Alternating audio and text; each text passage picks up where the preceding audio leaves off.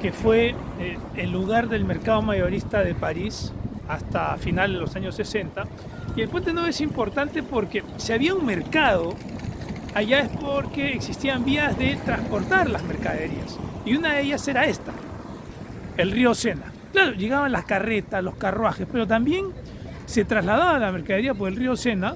Y este Puente Nuevo, cuyo nombre te dice que es nuevo, pero es el más antiguo de los que cruzan el río Sena, es muy importante porque fue el primer puente de piedra. Los anteriores eran de madera, ya hemos dicho que es el más antiguo, y además es el primero que no tenía viviendas encima y llegaba con, fíjense ustedes, con veredas para proteger a los peatones de los caballos, del barro. Entonces, trasladándonos desde este puente, estamos reviviendo el traslado de la mercadería en la París antigua hacia el mercado de Leal, que está ahí al fondo, ¿no? Si ustedes ven aquí, esta es la calle del Puente Nuevo, atrás está Leal, donde estaba el mercado mayorista, y nosotros estamos caminando en dirección a la calle del Puente Nuevo, al mercado mayorista antiguo, donde hoy día existe un centro comercial, y debajo de ese centro comercial está la estación de metro Châtelet-Léal, la más grande del planeta, con un centro comercial en medio, con la iglesia de San Eustaquio detrás. En fin, todo parte de la historia económica de esta ciudad, de este país.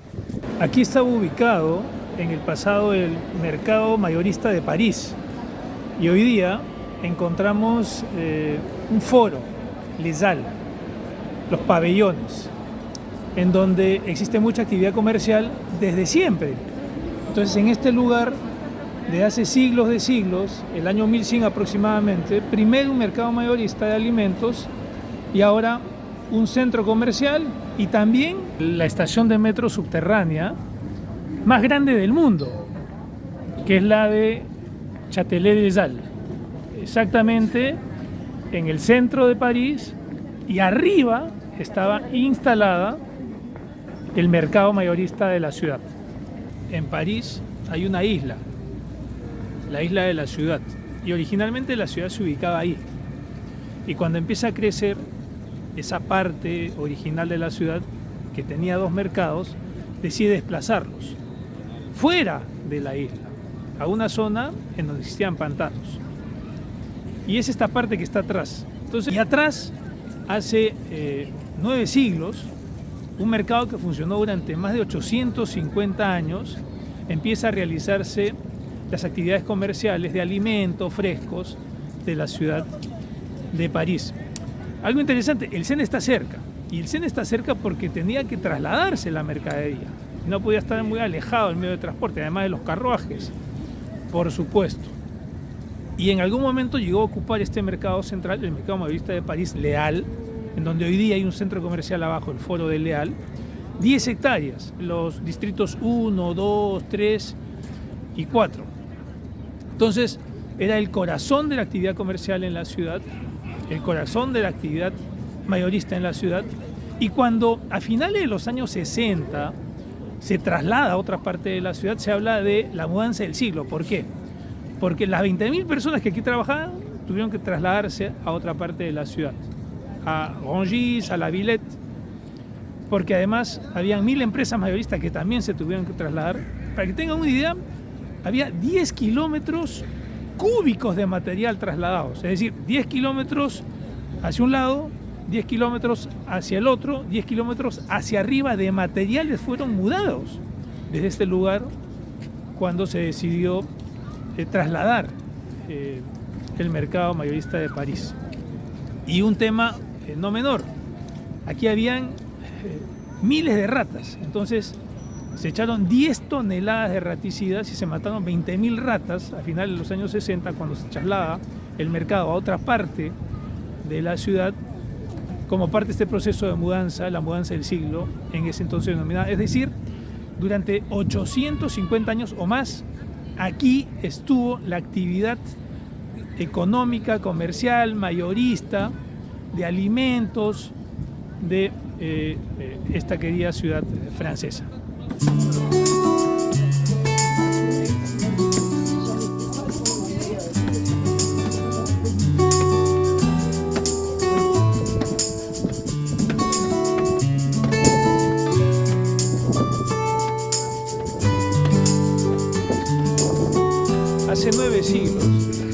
Detrás mío se ubicaba el mercado mayorista de París, Leal, que estuvo funcionando hasta finales de los años 60.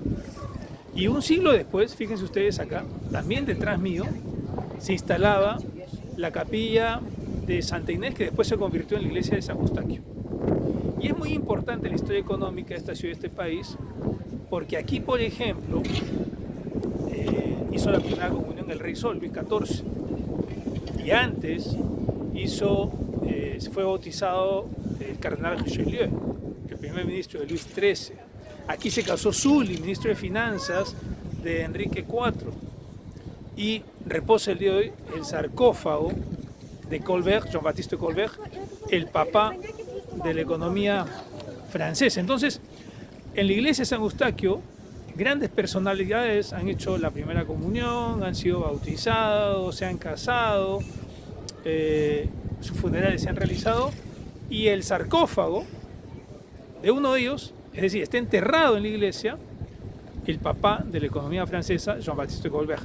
Un detalle más, hay una vinculación entre el mercado ubicado al fondo, en el pasado, hoy día hay un centro comercial aquí abajo, y la iglesia de San Eustaquio. ¿Por qué? Porque Jean Allais, un burgués francés, ofrece la capilla de Santa Inés, hoy día iglesia de San Eustaquio, porque recibe un beneficio del rey. Es decir, el rey le permite cobrar una moneda por cada cesta que ingresaba al mercado de París, cesta de pescado, y en retribución a ese derecho que había recibido Jean Allais, él entrega la capilla de San Inés. Entonces, aquí personajes tan poderosos como Richelieu, tan poderosos como el Rey Sol, han sido feligreses, han pasado por esta iglesia, y el papá de la economía francesa, que de hecho su apellido da nombre a uno de los edificios del Ministerio de Finanzas hoy día en Francia, Colbert, el edificio Colbert, en Bercy, está aquí, en la iglesia de San Eustaquio.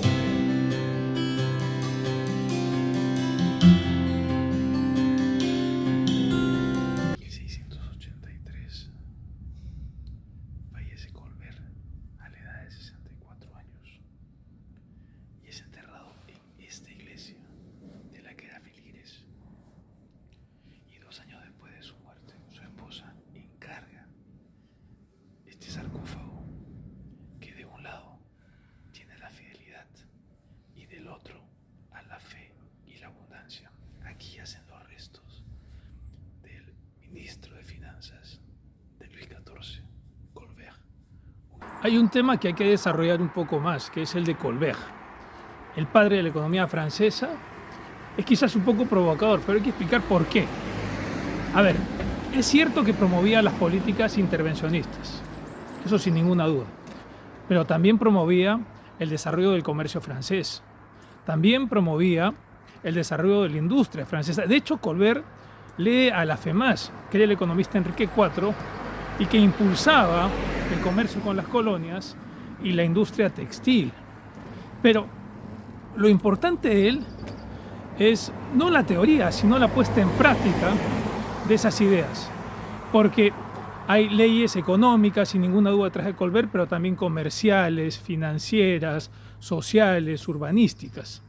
Fíjense, Colbert impulsaba el resultado de los impuestos y con esos impuestos liquidó la deuda francesa, pagó toda la deuda francesa. Y él decía que si no funcionaban los impuestos, la única fuente de ingresos sería el pueblo. Algo así, hoy día, como que si no funciona el impuesto a la renta, nos terminan inoculando a todos el IGB más alto.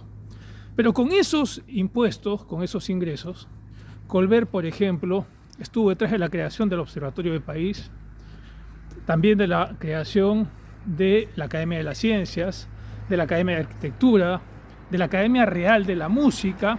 Es decir, estuvo detrás del arte, estuvo detrás de las letras, estuvo detrás de las ciencias. París, ciudad luz. ¿Por qué? Porque ¿quién financió el alumbrado público de la ciudad? Colbert. El Parque de las Tuilerías, el Jardín de las Tuilerías, que hasta el día de hoy tiene una feria en Navidad. ¿Quién estuvo detrás? Colbert. Él hablaba y decía que la riqueza del Estado estaba en acumular reservas. En ese momento acumular metales preciosos, acumular oro. Y para eso era importante exportar más que importar. De esa manera, él promovía las exportaciones francesas, subsidiando a los exportadores, y limitaba las importaciones, castigando con más aranceles a los importadores. De hecho, un ejemplo está en el vidrio que se importaba de Venecia. ¿Por qué? Porque se importaba de Venecia mientras la industria francesa se iba desarrollando. Una vez que se fue desarrollando, se prohibió el vidrio de Venecia y se impulsó a la industria de vidrio de Francia. Entonces, detrás de Colbert no solamente hay teoría, sino hay mucha práctica. Además del intervencionismo está la industria, está el comercio, están las artes, están las ciencias, están las letras. Era miembro de la Academia Francesa también. Era un trabajólico.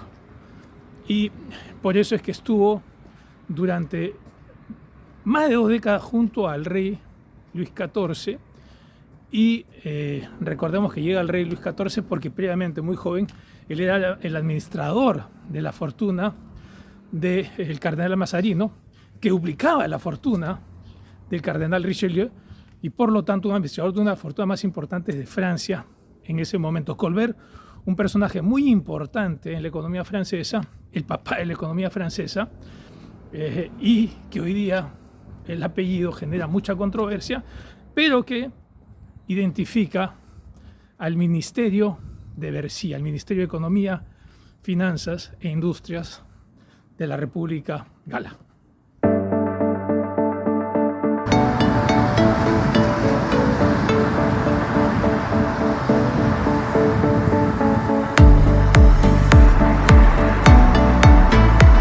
El edificio que tengo detrás es el Ministerio de Economía, Finanzas y de la Industria de Francia, y tiene como nombre el edificio Colbert. De ahí la relación que hacíamos con la iglesia de San Eustaquio, donde están los restos de Colbert, y el nexo con el mercado central de París en la antigüedad, hoy día centro comercial Leal. Y es importante recordar que durante 118 años el Ministerio de Economía de Francia estuvo en el Louvre, sí, en el museo. ¿Ahí donde está la Mona Lisa? Sí, ahí. Si ustedes se ponen frente a la pirámide, sobre la mano izquierda, teniendo al pequeño arco detrás, ahí está el ala Richelieu, y ahí estaban los funcionarios del Ministerio de Economía durante 118 años. Y en el año 81, el presidente Mitterrand decide mover al Ministerio de Economía desde el Louvre hasta la ubicación que tiene detrás. Y se mudan los funcionarios ubicados en el Louvre y en 40 edificios, 6.000 de ellos, a 5 edificios que se ubican detrás, en el año 89, el año de los 200 años de la Revolución Francesa. Y fíjense los nombres de los edificios del Ministerio de Economía aquí en Francia. Colbert, ex ministro de Finanzas de Luis XIV. Frente a Colbert, aquí está el edificio Vauban, que fue el constructor de fortalezas de Luis XIV. Y un poco más abajo, el edificio Necker, ministro de Finanzas de Luis XVI, ministro de Finanzas antes y después de la Revolución Francesa. Y un poco más allá tenemos el edificio Sully, ministro de Finanzas de Enrique IV, y el edificio Turgot, también ministro de Finanzas de Luis XVI. Y es simbólico estos 5 funcionarios públicos, líderes de la economía en diferentes momentos de la historia francesa, porque si hablamos, por ejemplo, de Colbert, hablamos de la intervención del Estado en la economía. Si hablamos de Sully, también representado aquí, hablamos, o de Turgot, hablamos de más libertad para las empresas produciendo.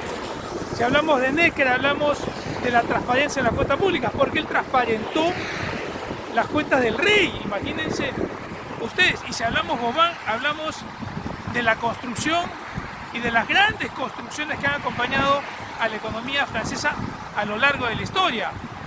Y si vemos para quienes trabajaron, ¿no? En este caso, Colbert o Vauban están vinculados al Rey Sol, al hombre que durante 72 años fue rey de Francia, Luis XIV.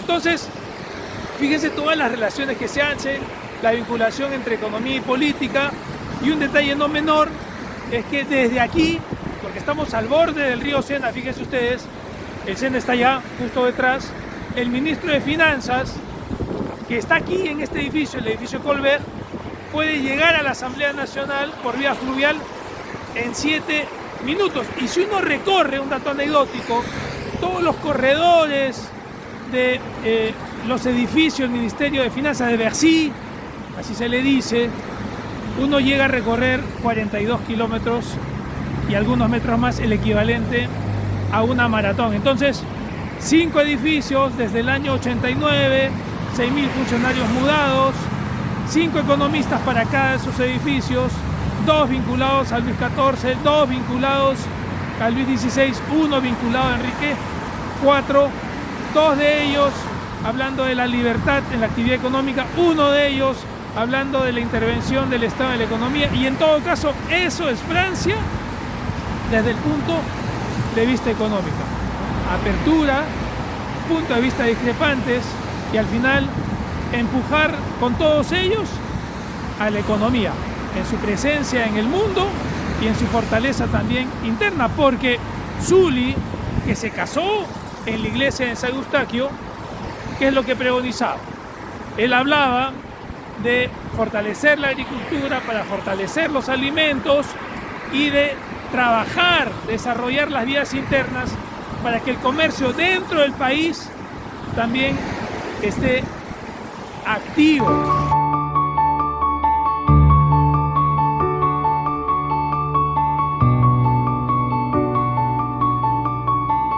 Hay una anécdota interesante con relación a la decisión de mudar el Ministerio de Economía y Finanzas de Francia en el año 81 por parte del ministerio del presidente Mitterrand.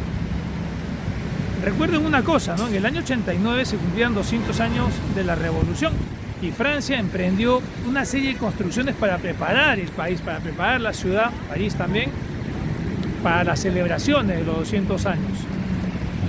Pero el Ministerio de Economía y Finanzas estuvo en el Louvre años, en total hasta el 89, 118 años. Y los funcionarios no se querían mover. Y los ministros no se querían mudar. Entonces, el presidente Mitterrand les manda un mensaje, porque él había recibido el mensaje de que no se querían ir. Y él les dice a través del emisario, dígale a los señores ministros que si no se quieren ir, se terminarán yendo del gobierno. Y la mudanza aquí a Bercy, al edificio Colbert, al fondo pueden ver ustedes el edificio Necker, ¿no? Al costado del edificio Vauban, se realiza finalmente en el año 89, el año de la celebración de los 200 años de la Revolución, hace 34 años que está ubicado en este lugar, junto al río Sena. Y fíjense ustedes, aquí tenemos un arco más en la ciudad, esta vez un arco vinculado al Ministerio de Economía. Esa bandera que ustedes ven atrás es el Palacio del Eliseo, donde se encuentra el presidente de Francia. Y hemos venido acá para que se haga evidente la relación entre el Ministerio de Economía y el gobierno, el acceso al poder. Porque en los últimos 60 años, 3 presidentes salieron del Ministerio de Economía y Finanzas. El ministro de Economía de Charles de Gaulle en los años 60, el ministro de Economía de Georges Pompidou en los años 60, 70, es decir, Valéry Giscard d'Estaing fue primero ministro de Economía y después ocupó el Palacio del Eliseo. Nicolas Sarkozy fue ministro de Economía de Jacques Chirac y después ocupó el Palacio del Eliseo. Y el presidente actual, Emmanuel Macron, fue ministro de Economía del presidente François Hollande y después ocupó aquí el Palacio del Eliseo, sin dejar de decir que otros ministros de Economía, por ejemplo, Edouard Balladur, que fue ministro de Economía en la cohabitación Chirac-Mitterrand en los años 80 finales, intentó llegar aquí y no pudo acceder al poder. O Dominique Strauss-Kahn, que fue también ministro de Economía en otra cohabitación, que era Jospin Chirac, siendo de la izquierda, tampoco pudo acceder aquí a pesar de intentarlo. Entonces ahí ven ustedes claramente cómo presidentes como el actual Macron o Sarkozy en el pasado o Valéry Giscard d'Estaing en los años 70 fueron primero ministro de Economía y después presidentes de la República Francesa. Hemos dejado el Elíseo y nos estamos yendo hacia el Arco del Triunfo. De hecho, desde aquí se puede ver la Torre Eiffel. Y en unos minutos estamos camino al Arco del Triunfo, al final de los Campos Elíseos, en la Plaza de la Estrella. Y después bajaremos la Avenue Clever, la calle Clever, donde está la Embajada de Perú. Y un poco más allá, llegar al Trocadero y ver la Torre Eiffel. ¿Cuál es el triunfo económico de Francia? Quizás usted tenga la respuesta y está en las marcas que recuerda porque las consume: Christian Dior, Givenchy, Yves Saint Laurent, Peugeot, Renault, Evian, Air France, L'Oréal, Danone, Carrefour y muchas marcas más, con empresas detrás y con productos detrás. Y con el Arco del Triunfo detrás, quizás no se recuerde la presencia económica de Francia, después de todos estos nombres que hemos ido revisando, lugares que hemos ido visitando, historias que hemos ido levantando y resaltando en la actualidad, en función a lo que usted consume, en función a lo que usted admira, en función a lo que usted usa y en función a las marcas que usted destaca en su país.